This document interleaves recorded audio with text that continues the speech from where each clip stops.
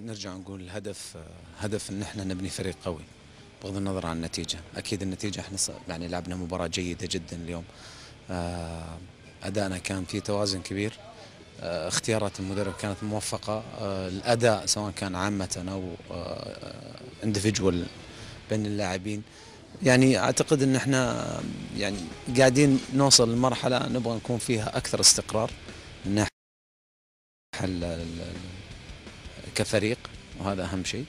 اعتقد انه برضه احنا نتكلم عن امور لازلنا في البدايه بغض النظر عن النتائج. مباراه الجيش كنا متقدمين ايضا بهدف واحد ورجعنا اخذنا 3 اهداف.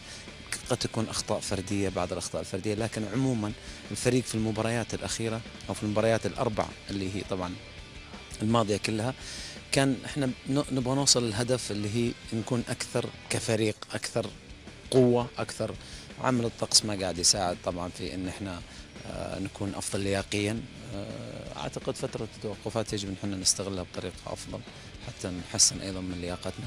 نريد اضافه خيارات اكثر لدان باتريسكو على مستوى المحلي، وهذا مطلب يعني هو يعني من بدايه الموسم. لكن احنا ايضا في الظروف، تعرف الظروف المحيطه، ما قاعدين يعني نحاول قدر الامكان، لكن ما قاعد في امور تتساعد وتتجاوب معنا. لكن ان شاء الله باذن الله سنضيف اضافات ان شاء الله قبل نهايه فتره التسجيل حتى تكون ان شاء الله دافع افضل للعربي. وباذن الله راح نكون ان شاء الله في مستوى. اعتقد ان احنا بعد يناير القادم سنكون في وضع افضل.